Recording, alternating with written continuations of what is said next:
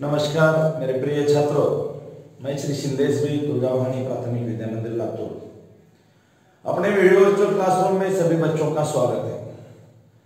तो बच्चों, कक्षा 7वीं के हिंदी विषय में हम दूसरी इकाई में आ चुके हैं और पिछली तासिकाओं में 2-3 तासिकाओं में हमने जो पाठ पढ़ा है वह है 2 लघु कथाएं, जिसमें हमने अकबर और बीरबल के किस्से पढ़े किए।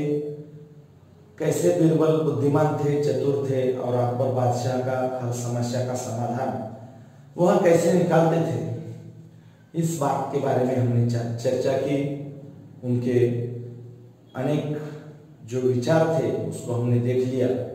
उसी के साथ साथ हमने व्याकरण में क्रिया विशेषण अव्यय यानी क्रियाओं की विशेषता बताने वाले जो शब्द है उनको क्रिया विशेषण अव्यय कैसे कहा जाता है, और उसी के साथ साथ 2 शब्दों के बीच, 2 घटनाओं के बीच संबंध दर्शाने वाले शब्द यानी संबंध बोधक अव्यय, क्रिया विशेषण अव्यय और संबोध बोधक अव्यय, इन 2 अव्ययों के बारे में यानी जो हमारा व्याकरण है उसके बारे में हमने चर्चा की। तो जिस तरह से व्याकरण वह पाठ हमने देखा है आप लोगों को समझ में आ गया होगा, और हम इस दूसरी इकाई में आगे बढ़ते हुए जो हमारे दूसरी इकाई का 4था पाठ है शब्द संपदा, उस पाठ की ओर हम रुख करने वाले हैं। तो शब्द संपदा, इस पाठ के जो लेखक है डॉक्टर सूर्यनारायण रणसुभे, इनका हम परिचय, इनकी महानता, इन सब बातों के बारे में जानकारी लेकर फिर पाठ की ओर आगे बढ़ने वाले हैं। तो देखिए, पहले हम लेखक जी का परिचय देख लेते हैं। यहाँ पर डॉक्टर सूर्यनारायण रणसुभे, इनका जन्म 7 अगस्त 1942 गुलबर्गा कर्नाटक, यानी डॉक्टर सूर्यनारायण रणसुभे इनका जन्म कर्नाटक में हुआ। गुलबर्गा जो हमारे लातूर के पड़ोस में जिला आता है कर्नाटक का, गुलबर्गा, उस जिले में इनका जन्म हुआ 7 अगस्त 1942 में, यानी हमारे भारत की स्वतंत्रता पूर्व 5 साल इनका जन्म यहां पर हुआ। इन्होंने जो रचनाएं की है लगभग 65 पुस्तकें अनुवाद का, समाजशास्त्र तथा हिंदी काव्य साहित्य की और देश विभाजन में उल्लेखनीय काम। तो उन्होंने लगभग 65 किताबें, पुस्तकें लिखी है, अनुवाद लिखे हैं। देश विभाजन में जो कुछ हुआ उसके ऊपर जो भी लेखन हुआ है उन सब बातों में इनका लेखन उल्लेखनीय है। इनका परिचय देखिए। डॉक्टर रणसुभे जी मराठी भाषी हिंदी लेखक, यानी अब गुलबर्गा कर्नाटक में है लेकिन वह मूलतः महाराष्ट्र में ज्यादा रह चुके हैं। जैसे हम लोग मराठी भाषिक है, लेकिन समझो अगर मैं मराठी भाषिक हूं और मैं हिंदी में लेखन करता हूं तो मैं मराठी भाषिक हिंदी लेखक हूँ। मराठी भाषी हमने बहुत सारे पिछले लेखक देखे हैं। वह लेखक, ज्यादातर लेखक उत्तर प्रदेश से आते हैं। क्यों? क्योंकि वहां पर उनकी भाषा ही हिंदी है और उसी हिंदी भाषा को आगे बढ़ाते हुए वह लेखन करते हैं, इसलिए वह हिंदी भाषी, हिंदी के लेखक हुए। अगर हमारे महाराष्ट्र में कोई लेखन हिंदी का करता है तो उसको मराठी भाषी हिंदी लेखक कहते हैं। उसी तरह से यह एक लेखक रह चुके हैं, प्राध्यापक रह चुके हैं, उसके बाद अनुवादक, समीक्षक के रूप में जाने जाते हैं। और इसके साथ साथ प्रस्तुत निबंध के माध्यम से लेखक ने शब्दों की शक्ति को दिखाते हुए उनकी संपदा को बढ़ाने के लिए जागरूक किया। जो हम पाठ देख रहे हैं यह एक निबंध स्वरूप पाठ है। स्पष्ट उन्होंने लिखा है, प्रस्तुत पाठ के निबंध के माध्यम से उन्होंने शब्दों की जो ताकत होती है, हमारी जो भाषा होती है, समझो हमारे मुंह से निकला हुआ एक शब्द जो रहता है वह किसी तलवार से भी ज्यादा तेज तरार हो सकता है। इतनी ताकत हमारे इस शब्द में होती है। और डॉक्टर सूर्यनारायण रणसभेजे ने यही बात इस पाठ में प्रस्तुत निबंध में रखी है कि शब्दों में कितनी ताकत होती है।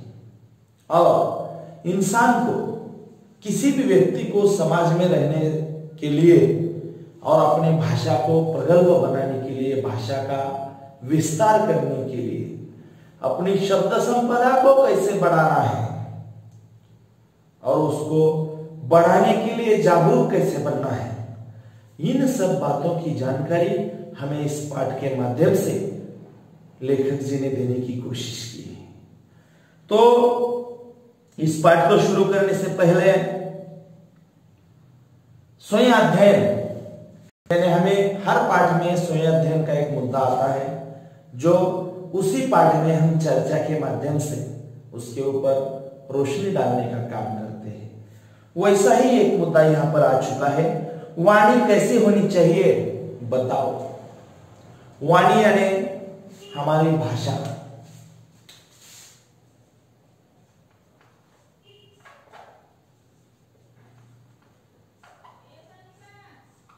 हमारे बोलने का तरीका।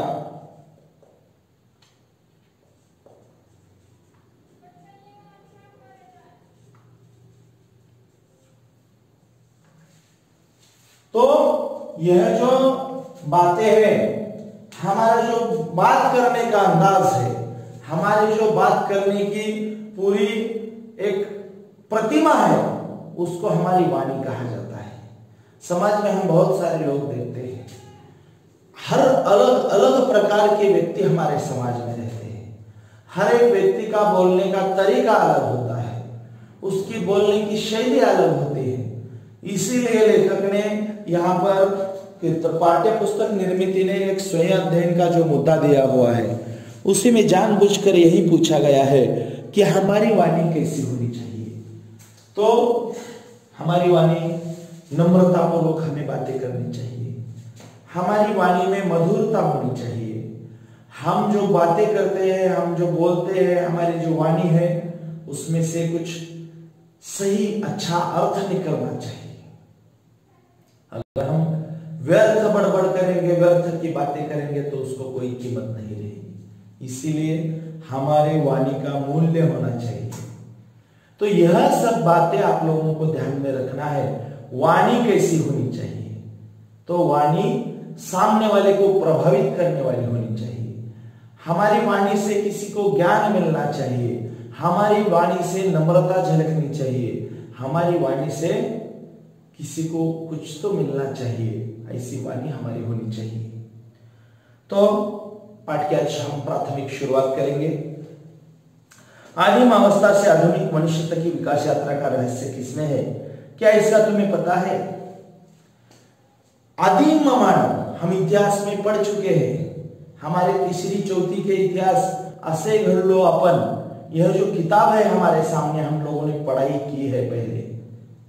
माणसाची गोष्ट, ये जो मराठी में हमारे सामाजिक शास्त्र के जो हमारे किताबें सामने आती थी, उसमें हमें मालूम है कि आदमी कैसे बंदर था, वो कैसे जंगलों में घूमता था, धीरे धीरे उसमें बदलाव आ गया और धीरे धीरे आज आधुनिक मनुष्य हो गया है, सभी आधुनिक हो गया है, सब पढ़े लिखे हो गए हैं। तो इन सब का जो सफर है, इन सब का जो रहस्य है इस बदलाव का, किसमें है? ऐसा लेखक हमें पूछते हैं।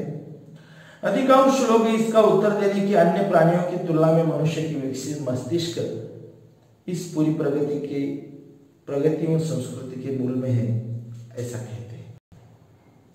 अधिकांश हमारे समाज में जो व्यक्ति है वह क्या कहते हैं कि अन्य प्राणियों के मुकाबले हमारा मनुष्य का जो मस्तिष्क है, हम दिमाग कहते हैं, अधिक प्रगतिशील मस्तिष्क दिमाग हमें भगवान ने दिया है और उसी के बलबूते पर हमने यह प्रगति साध्य की है। आदिम मनुष्य से लेकर आगे तक हमारा जो प्रवास रह चुका है उसको हमारे समाज में अधिकांश लोग हमारे अधिक प्रगल्भ मस्तिष्क को उसका जो श्रेय है वह देते हैं। लेकिन लेखक कहते हैं यह उत्तर अपूर्ण है।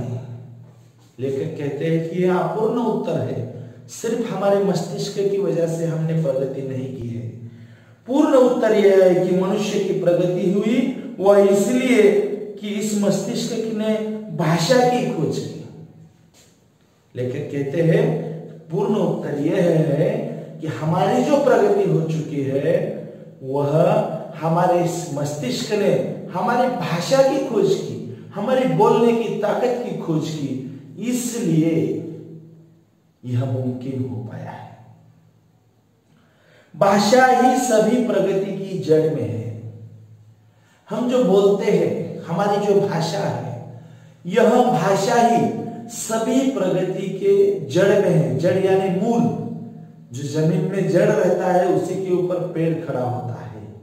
उसी तरह से हमारी जो प्रगति हुई है इसकी जड़, इसका मूल जो है वह भाषा में छुपा हुआ है। हमारी भाषा ही इन सब के मूल क्षेत्र में है, ऐसा लेखक का यहाँ पर कहना है। तो इसी तरह से लेखक भाषा को इन सब बातों का मूल बताते हैं। दुनिया की सभी ज्ञान शाखाओं का विकास हुआ वह भी भाषा के कारण। दुनिया में जितने भी ज्ञान की शाखाएं निकली है, विज्ञान हो, चाहे समाज शास्त्र हो, खगोल शास्त्र हो, संस्कृत शास्त्र हो, कोई पुराण शास्त्र हो, कौन सा भी शास्त्र रहने दो, उसका जो विकास हुआ है वह विकास भाषा के कारण ही हुआ है। ऐसा डॉक्टर सूर्य नारायण रणसूरे जी इस पाठ के माध्यम से हमें बताने की कोशिश कर रहे हैं। क्योंकि अगर भाषा नहीं होती तो इन अलग अलग ज्ञान शाखाओं का विकास नहीं होता, अलग अलग ज्ञान शाखाओं की जानकारी हमें नहीं मिलती। क्यों? क्योंकि हम बोल ही नहीं पाते थे यह विज्ञान है, यह समाज शास्त्र है, यह खगोल शास्त्र है, यह पुराण शास्त्र है, यह मानस शास्त्र है, यह भविष्य शास्त्र है। यह सब बताने के लिए हमारे पास क्या चाहिए थी? हमारे पास भाषा चाहिए थी। तभी हम इन सब विषयों को, इन सभी ज्ञान शाखाओं को प्रकट कर सकते थे। इसलिए लेखक का जो मानना है वह सही भी है, क्योंकि हम भाषा के द्वारा अगर प्रकटीकरण ही नहीं कर सकते थे तो इसकी अलग अलग शाखाएं हमारे सामने नहीं थी। इसलिए आप लोग भी ध्यान में रखिए कि इन सब ज्ञान शाखाओं का जो विकास हुआ है, जो प्रगति हुई है, वह भाषा के ही कारण हुई है।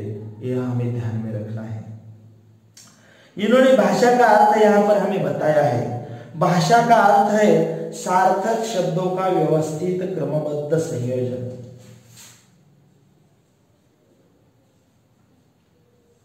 भाषा का अर्थ है सार्थक शब्दों का व्यवस्थित क्रमबद्ध संयोजन। व्यवस्थित क्रमबद्ध संयोजन। भाषा में हम कुछ भी बड़बड़ा रहे हैं, कुछ भी बातें कर रहे हैं, कुछ भी बोल रहे हैं, उसको भाषा नहीं कहते। भाषा का अर्थ ही है सार्थक शब्द।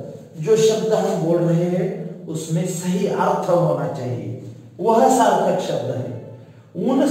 समझो मेरे शब्दों में अर्थ है, लेकिन उसका मैंने व्यवस्थित क्रमबद्ध संयोजन नहीं किया है। मैं कुछ भी बोल रहा हूं, मुझे कल गांव जाना है, यह मेरा वाक्य है, इनमें कुछ अर्थ छिपा हुआ है कि मुझे कल गांव जाना है, लेकिन मुझे गांव कल है जाना, ऐसा अगर मैं संयोजन उसका क्रमबद्ध नहीं लगाऊंगा तो उसमें कोई अर्थ नहीं बचेगा, कुछ सामने वाले को अच्छी तरह से समझ में भी नहीं आएगा।